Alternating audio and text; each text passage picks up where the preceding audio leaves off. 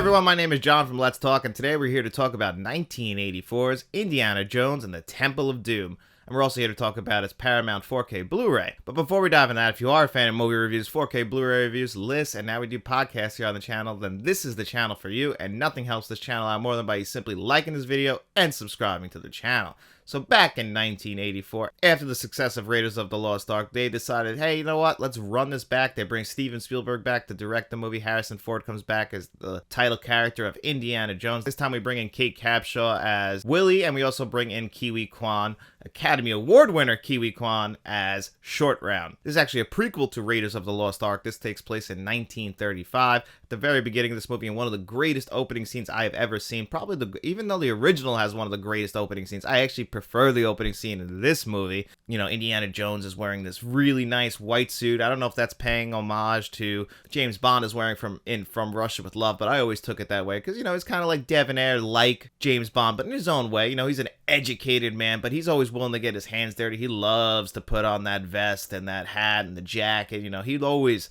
That's the one thing I gotta say about Harrison Ford in this movie. I mean, the guy is ripped. This is what Indiana Jones is supposed to look like. You know, he looks dirty, beaten up. He's got that 5 o'clock shadow going. This is probably the best looking that Indiana has ever looked throughout all of the movies. This is what Indiana Jones is. And this movie itself is actually pretty dark. So this time we're actually after they escape that opening scene where, you know, he almost dies, Indiana, he gets poisoned, him, Short Round, and Willie, they escape. But the plane that they're in ends up crashing because they got set up, and now they get kind of brought in by these villagers who tell them that, you know, can you help us out? Can you get this stone? It's our sacred stone. They kidnapped our kids.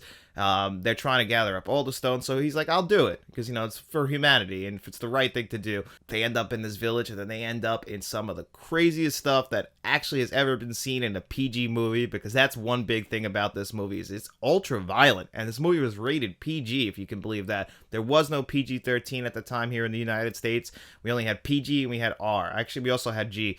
But, you know, you really had to fall on one side or the other, so it had to be ultra violent, ultra sexual for us to get an R rating, because right in the opening scene, we get a guy get a shish kebab through his chest. You know, we see people get their hearts ripped out, people get burned to death.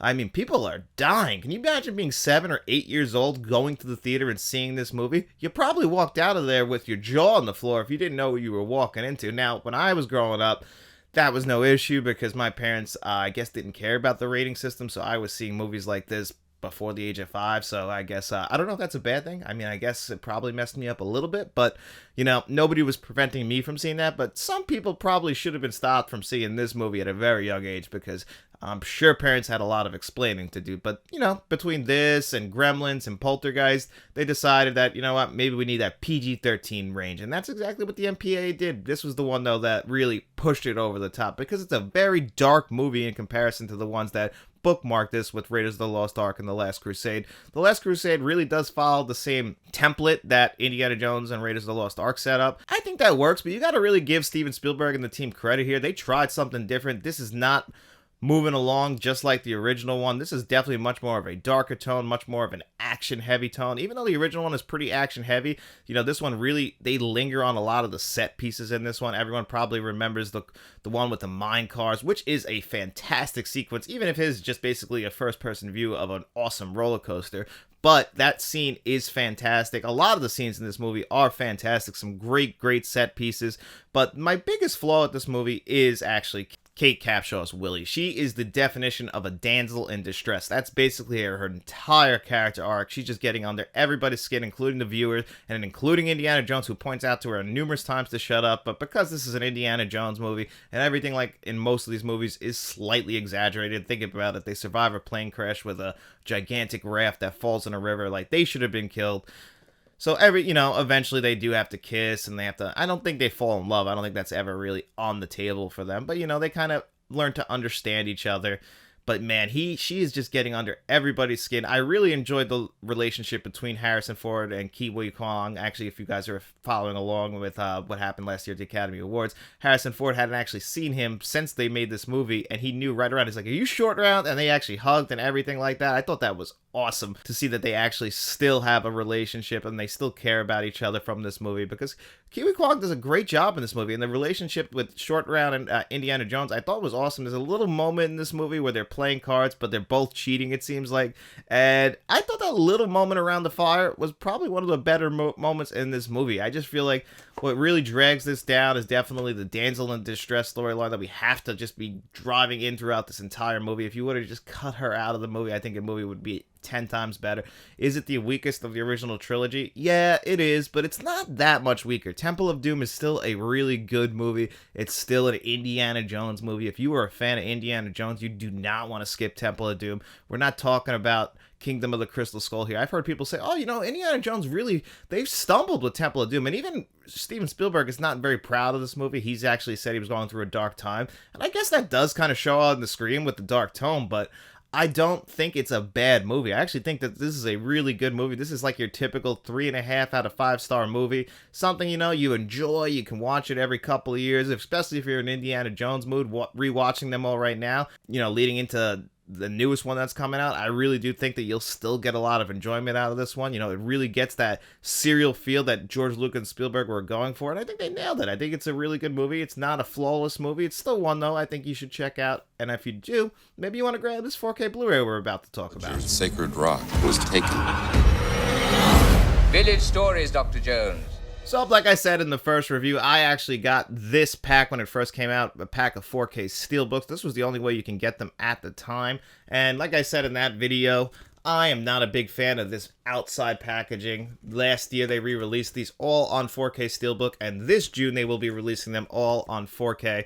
Not in a steelbook form. I guess it might have a slipcover, it might not. I'm not 100% sure on that. They aren't available yet, but it doesn't look like they will. So this will be the third time that these have been released with these same exact scans. So if you come in here, you go to the second one, you pull out Temple of Doom. Now, I remember a big knock against this at the time was these white cases, and I do think that the steelbooks that came out last year are better, but I don't have a real big problem with these. I just don't think that the white cases fit the design that when you think of Indiana Jones. I think you think of orange and black, red. I think that's what you think of when you think of Indiana Jones' colors. You don't think of white. I never really thought of that, so it was a weird choice for them to make with this, and I think they knew that because why else would they re-release them a year later?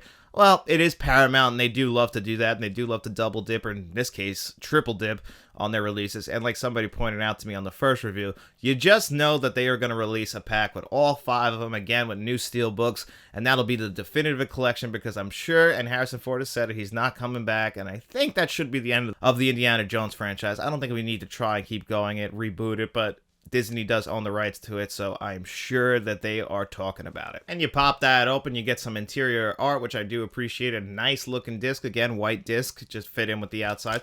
So from the packaging standpoint, it's not the worst, it's just not the best either. It's pretty average, and then all you get is that 4K disc, no Blu-ray discs, so forget about extras. If you thought they were on there, just like the first one, absolutely no extras, unless you want to watch the theatrical and teaser trailers, which I guess aren't available on YouTube. So if you want to watch those are on that disc. I'm kidding around, by the way, they are on YouTube. But anyway, so no extras again, but you do get the works as far as the disc goes. You get HDR10, Dolby Vision, Dolby Atmos. So as far as the disc goes, just like with the first one, this is visually stunning. It's not as good as Raiders of the Lost Ark, but I think a lot of that has to do with the fact that clearly a lot of this was shot on sets, and I don't think the 4K is doing it any favors by actually making the resolution clearer, because these sets become more obvious that they're sets now. And you know what? I personally enjoy that. I know some people might not, but I always will say, and I will always be a supporter of, like, build us some physical sets for the actors to interact with. And I do think that, yes, they are obviously sets, but I still prefer that look, especially back in the 80s. When it did look a little artificial, I still enjoy that. I still, maybe that's because that's what I grew up watching. And now when I just see green screen and just bad CGI, it absolutely drives me nuts, and that will take me right out of a movie. Whereas a bad looking set, for some reason, doesn't, but I just wanted to point out that it is pretty noticeable, and in comparison to Raiders of the Lost Ark, it might take you out of it a little bit, especially since there's a lot of scenes with, like, smoke in the background, which might create, like, a hazy look to it. That's not the 4K disc's fault, that's just how they shot the movie.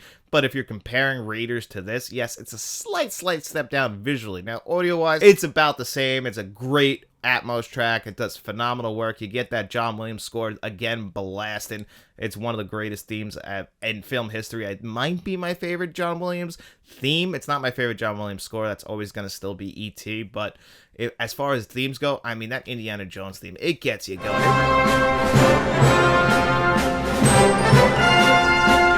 people going. It really makes you think that you can throw on a leather jacket, an awesome hat, and you can whip things, which I know for a fact I will get really hurt doing, so not trying that, but I would definitely love the outfit. I could probably pull it off too. So anyway, guys, again, it's a great 4K, so any which way you choose to buy it, whether it be in this package, which you can still buy, I believe, or if you buy the Steelbook from last year or the upcoming regular 4K release, I do think it's a fantastic disc. Just know going into it, you were getting no extras. You're just buying it for the film and the film itself. It is the definitive edition of the film as far as viewing goes. It's a huge step up from previous Blu-rays, previous versions of this movie. It is definitely the definitive edition. It's going to be the one that you're going to be watching for years. I just wish, and I feel like we're going to get those extras when they finally do give us that big Indiana Jones definitive collection that you just know is coming sometime this fall when the Dial of Destiny comes to 4K. And I'm going to be disappointed by that because I'm really upset that we don't get any extras on here. Indiana Jones is one of the greatest characters of all time. How do you not put a single extra looking back on the creation of this movie? Even though Temple of Doom might not be the most popular Indiana Jones movie, it does have its fans, and it deserves that, I feel like. So I have to take a little bit of points off just for the fact you don't get any extras in here. And on the packaging, like I said, they have released it in better packaging, even if I don't have a problem with it. So overall, how would I rate Temple of Doom out of 10? I would still give this a solid, I guess it's solid, 8 out of 10. I can recommend it. But anyway, guys, thank you so much for joining me here on another episode of Let's Talk. I hope you enjoyed this review. And if you did, maybe you want to like this video, subscribe to the channel, and then after you're done doing all of that, maybe throw on your leather jacket and hat and grab your whip and go tell all your friends about us. We'll be seeing you around.